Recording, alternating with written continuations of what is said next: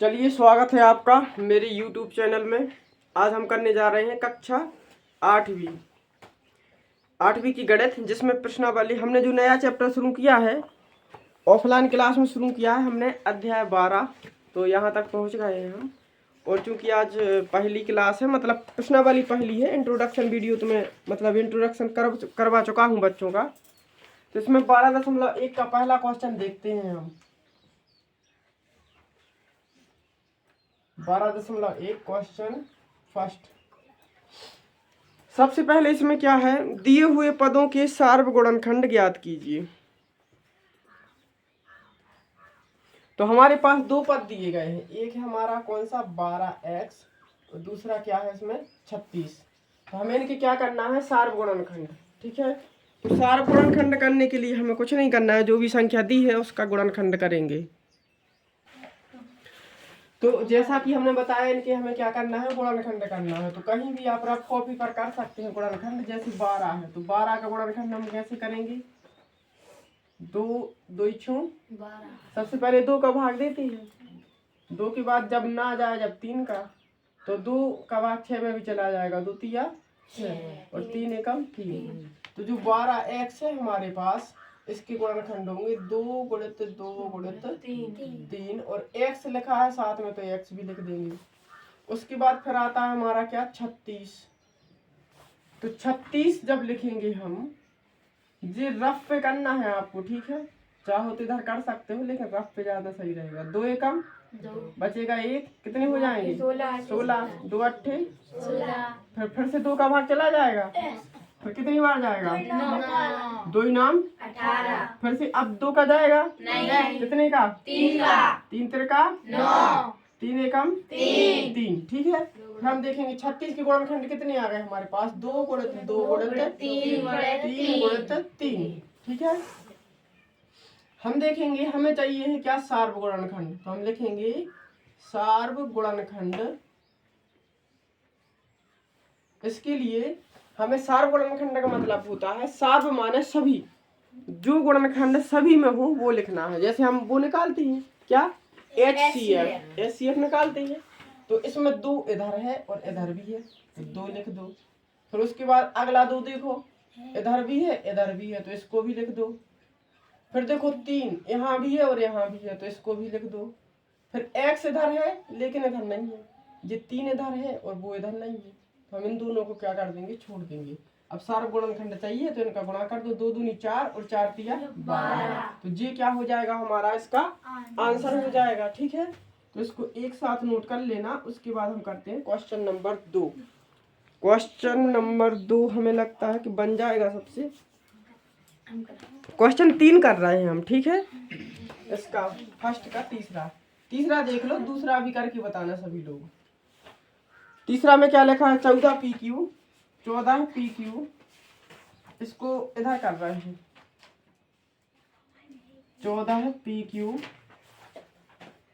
28 और दूसरा पद दिया है 28 P²Q। ठीक, P²Q²। अब इसमें देखेंगे सबसे पहले हमें चाहिए 14 के गुणनखंड। 14 के गुणनखंड तो सबको पता होंगे, कितने होंगे, 2 गुणित 7। इसको करने की जरूरत नहीं है, 2 गुणित 7। और P और Q सिंगल सिंगल है तो हम सीधा लिख देंगे PQ। उसके बाद हम देखेंगे 28 P² और Q²। 28 के गुणनखंड पता है किसी को, 14 दूनी 28 होते हैं, तो जो 14 के हैं उसमें एक 2 भर बढ़ा देंगे। ठीक है, तो 2 गुणित 2 गुणित 7। ठीक है, 2 बस बढ़ा दीजिए।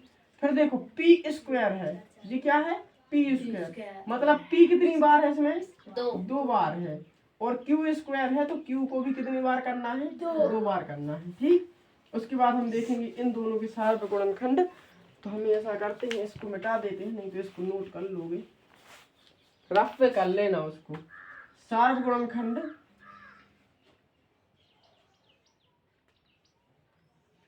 सार्वगुणनखंड के लिए हम देखेंगे इन दोनों में क्या क्या कॉमन है, मतलब जो दोनों जगह है उभयनिष्ठ है।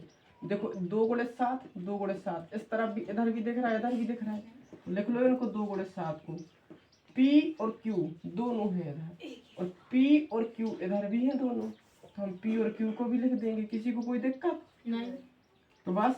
उसके बाद ये जो पी और क्यू है इधर तो है नहीं एक्स्ट्रा, एक थे तो हमने निकाल लिए, और एक जो 2 है वो भी नहीं है इधर, तो उसको भी हमने निकाल लिया। अब क्या बचा हमारे पास सार गुणनखंड में 7 दूनी 14, पी का क्यू में गुणा हो जाएगा पी क्यू, जो हमारा क्या हो जाएगा उत्तर हो जाएगा। ठीक है, 14 पी क्यू। उसके बाद कर रहे हैं हम क्वेश्चन तीसरे के बाद 5वां। ठीक है, अगर किसी को डाउट हो तो पूछ लो, अगर डाउट नहीं हो तो 5वां करने के बाद चौथा फिर से आप लोग करेंगे। चौथा सरल है। 5वां में क्या लिखा है 6 ABC है, ABC। फिर उसके बाद है 24 AB का वर्ग, AB का वर्ग, फिर 12 फिर A का वर्ग, 12 A का वर्ग B, 12 A का वर्ग B। सबसे पहले 6 ABC के गुणनखंड, 6 के गुणनखंड सबको पता होंगे कितने होते हैं 2 गुणे 3, और ABC जी अपने अलग से आ जाएंगे। फिर 24 AB का वर्ग, 6 ABC के गुणनखंड हो गए कितने 2 गुणे 3 ABC जो कहते हो। 24 के बताएगा कोई गुणनखंड। 12 के कितने होते हैं 2 गुणित 2 गुणित 3, और 24 होता है 12 दूनी 24, तो इसमें करेंगे हम 2 गुणित 2 गुणे 2 गुणे 3। ठीक है। अब अगर किसी को दिक्कत हो इसको कैसे करना है तो वो सब जानते हैं कि 24 को ऐसे लिखेंगे और गुणनखंड कर देंगे। ठीक है, ऐसे समझ लेना। अब इसके बाद जो है हमारा AB², ए तो एक बार है, B 2 बार है, तो हम B को 2 बार लिख देंगे। लिख दिया। उसके बाद लिखना है हमें कितने के 12A² B के गुणनखंड। 12 के अभी बोले थे कितने थे 2 गुणे 2 गुणे 3, 2 गुणे 2 गुणे 3। उसके बाद है हमारा A² में हम क्या करेंगे A को 2 बार लिख देंगे, 2 की घात का मतलब है 2 बार लिखना है गुणा में। ठीक है, B को 1 बार लिखना है। उसके बाद हमें क्या करना है इनकी चाहिए है सार्व गुणनखंड। ठीक है, सबसे इम्पोर्टेंट पॉइंट तो यही है, अगर आप लोग ये सार्व गुणनखंड निकालोगे तो इसके साथ ही आप SCF निकालना भी सीख जाओगे, क्योंकि SCF और सार्व गुणनखंड दोनों एक ही चीज कहलाती है। ठीक, अब देखो सबसे पहले हम कहाँ से शुरू करते हैं, इधर से। सबसे पहले संख्या देख ले रहे हैं। ठीक है, जैसे 6 24 12, 6 में क्या लिखा है 2 गुणे 3, और 2 गुणे 3 इधर देखो, इधर भी है 2 गुणे 3, इधर भी है, सब जगह है 2 गुणे 3, तो 2 गुणे 3 को हम क्या कर लेंगे बाहर। अब देखना सबसे छोटी संख्या के हमने जो सारे गुणनखंड लिखे हैं उसके बाद हमें दूसरी संख्याओं पर नहीं जाना, क्योंकि वो मिलेंगे ही नहीं। पहली संख्या तो पूरी खत्म हो गई, अब इसका कुछ भी गुणनखंड इधर नहीं मिलेगा आपको। फिर अब चलते हैं संख्याओं पर। तो देखो सबसे पहले ए इधर है, इधर भी है, इधर भी है, ए को लिख दो। फिर उसके बाद बी देखो इधर है, इधर भी है और इधर भी है, बी को लिख दो। सी यहाँ पर है, यहाँ नहीं है, यहाँ नहीं है, तो सी को नहीं लिखेंगे, बस ये आ जाएगा आंसर हमारा कितना 3 दूनी 6 AB आंसर आ गया। इसको नोट कर लीजिए। और इसके बाद जो है आपका प्रश्न क्रमांक 6वां 7वां और 8वां। ठीक है, तो इनमें से हम एक और कर लेंगे। कैमरे पर थोड़ा सा ब्लर आ रहा था, अब ठीक है, अब नोट कर लीजिए इसको। चलो इसके बाद कर रहे हैं हम प्रश्न क्रमांक 6वां में क्या लिखा है 16x का बताओ, 16x का घन, उसके बाद -4x का वर्ग और 32x। अब इसमें क्या करना है 16x का घन, तो इसके गुणनखंड करेंगे 16 के कितने आ जाएंगे 16 के गुणनखंड 2 गुणे 2 गुणे 2, 2 कितनी बार रहता है 4 बार, 2 गुणित 2 2 गुणित 2, 2 दूनी 4, 4 दूनी 8, 8 दूनी 16। अब x कितनी बार है 3 बार है, तो लिख दो 3 बार, 1 2 3 बार इंटू में। फिर उसके बाद है हमारा ऋण 4x का वर्ग। अब इसमें एक चीज ध्यान रखना, ऋण भी लिखना है। ठीक है, सबसे पहले तो ऋण ही लगा दे रहे हैं। 4 के गुणनखंड कितने होते हैं 2 गुणित 2, तो ऋण 2 गुणित ऋण 2। ठीक है, सॉरी ऋण 2 गुणित धन 2, ऋण नहीं करना है 2 बार, अगर 2 बार ऋण कर दोगे तो ये क्या बदल जाएगा धन में, तो धन तो चाहिए नहीं हमें। फिर x का वर्ग है तो हम कितनी बार लिखेंगे x 2 बार 1x 2x। ठीक, उसके बाद हमें लिखना है क्या, 32x की गुणनखंड। ठीक है, थोड़ा सा और नीचे लिख दे रहे हैं।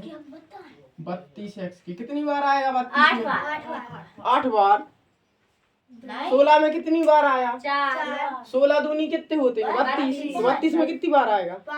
5 बार आएगा। 1 2 3 4 5 गुणा करके देख लो। 2 दूनी 4 4 दूनी 8 8 दूनी 16 16 दूनी 32 में फिर किसका गुणा करना है? x का। अब हमें क्या चाहिए? इनकी सार्व गुणनखंड। तो कितने आएंगे? सबसे पहले देख लो इसमें सबसे छोटी संख्या कौन सी है ये बताओ हमें।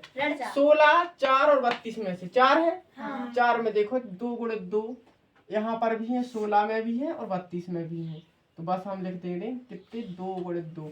ऋण नहीं लिखना है क्योंकि ऋण यहाँ भी नहीं है और यहाँ भी नहीं है। क्या है? सिर्फ 2 गुणे 2 तीनों जगह, तो लिख दिया। उसके बाद देखेंगे अब हमारे पास है क्या, x। तो सबसे कम x देखो, सीधी बात, कहाँ पर है सबसे कम? जी है 32 के साथ है, एक बार है। तो एक बार जे है, एक बार जे है, एक बार जे है, तो एक बार हम क्या लिख देंगे इसके साथ? x। तो सीधी बात है, आपको कहाँ पर ध्यान देना है? सबसे कम नंबर पर। ठीक है, सबसे कम 4 था तो 2 गुणे 2 लिख लिए हमने। अब नहीं मिलेंगे आपको, ढूंढ लेना कहीं भी। ये 2 गुणे 2 है, इधर तो है इधर भी है, लेकिन यहाँ पे नहीं मिलेंगे 2 गुणे 2। मिल रहा है क्या? नहीं मिल रहा है। उसके बाद जो x है, x केवल यहाँ पर है, मतलब 32 के साथ। तो अब यहाँ पे आपको डबल x तो मिल रहा नहीं है, तो क्यों ढूंढेंगे? ठीक है, तो सीधा सीधा लिख देंगे, सबसे छोटी संख्या ढूंढना है और 2 गुणे 2 इंटू में x। तो इसका आंसर जो हमारा आ जाएगा कितना? 4x आ जाएगा। ठीक है, इसके बाद एक प्रश्न और कर लें, 7वां। 7वीं में क्या लिखा है? 10 PQ 20 QR 30 RP। 10 PQ फिर 20 QR 30 RP। ठीक है, तो सबसे पहले 10 के गुणनखंड करते हैं हम। 10 PQ 2 गुणित 5 इंटू में PQ, फिर 20 QR। 20 QR का क्या होगा? 2 गुणे 2 गुणे 5। 2 गुणे 2 गुणे 5। जिस पे गुणनखंड नहीं आती हो तो उसको हम करके देख सकते हैं इस टाइप से, जी चौपर बना के। हम तो चौपर ही बोलते हैं इसको। फिर उसके बाद 30 के लिख दो, 30 RP के। 30 के कितने आएंगे? 2 गुणे 2 गुणे 2 गुणे 5। ये 3 दे रहे 2 गुणे 3 गुणे 5। ठीक है, उसके बाद लिखना है R और P। ठीक, तो ये होगा हमारे तीनों गुणनखंड। अब देखना है इसका क्या, सार्व गुणनखंड।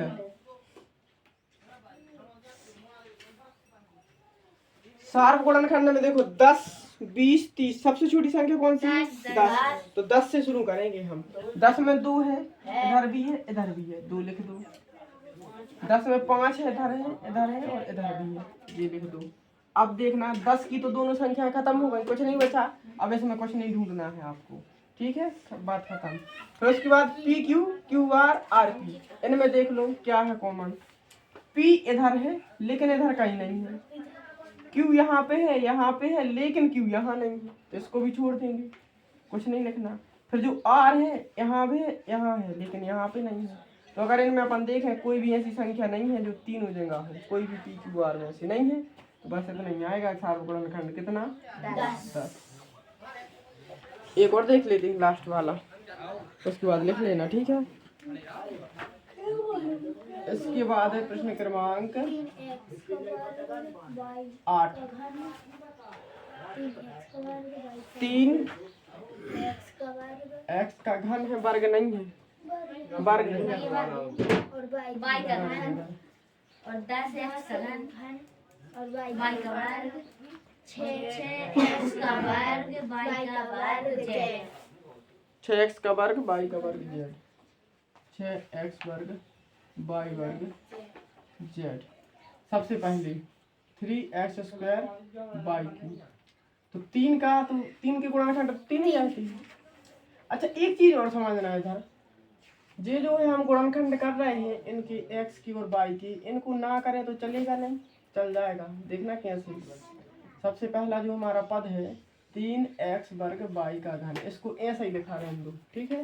उसके बाद लिखेंगे हम 10x का घन y का वर्ग। इसमें क्या करेंगे, 10 के गुणनखंड कर लो, 2 गुणित 5 x का घन y का वर्ग। इसको अभी वैसे ही का वैसा, ठीक है, क्योंकि इस टाइप से करोगे सवाल जल्दी हो जाता है। अगला है 6x का वर्ग y का वर्ग z। 6 के गुणनखंड 3 गुणित 2 गुणित 3 या 3 गुणित 2, ठीक है, कुछ भी बोल दो। X square Y square Z. अब देखो हम क्या बोल रहे थे, इसमें हम कैसे छांटना है सार्व गुणनखंड। सबसे छोटी संख्या कौन सी है इनमें, 3, 10 और 6 में 3 है। तो हमें ये बताओ कि 3 यहाँ पर है, यहाँ है क्या 3 कहीं नहीं है। तो अब हमें यहाँ पे नहीं जाना है, कोई भी एक संख्या हमें मिल जाए ऐसी जहाँ पर 3 नहीं है तो बात खत्म हो जाती है, ठीक है। तो हमारा सार्व गुणनखंड क्या रहेगा, इसमें 1 रहेगा, ठीक। अब देखो x है, x यहाँ है, यहाँ है और यहाँ है, तीनों जगह x है, लेकिन घातें अलग अलग हैं। सबसे छोटी घात ढूंढनी है हमें, कौन सी है सबसे छोटी, सबसे छोटी है 2 की घात, इधर भी है 2 की घात, इधर 3 की है, तो 3 में से तो 2 ले लेंगे हम, तो यहाँ आ जाएगा x की घात 2, ठीक है। फिर उसके बाद y में देखो, y में सबसे छोटी घात कहाँ पर है, y की घात 2, यहाँ भी है, यहाँ भी, यहाँ 3 की है, तो 3 में से तो 2 ले लेंगे, तो y की घात 2। उसके बाद बचता है क्या, z, जो केवल एक ही जगह है, इधर नहीं है, इधर नहीं है, तो बस इतना ही आंसर आ जाएगा। तो उसको क्या करेंगे, एक तो लिखते नहीं है, तो x वर्ग इंटू वाई वर्ग, ये आंसर आ जाएगा, ठीक है। चलो अब लिख लो इसको और बढ़िया नोट करो, बाकी क्वेश्चन आप होमवर्क में कर लेना, ना बने तो कमेंट में बताना।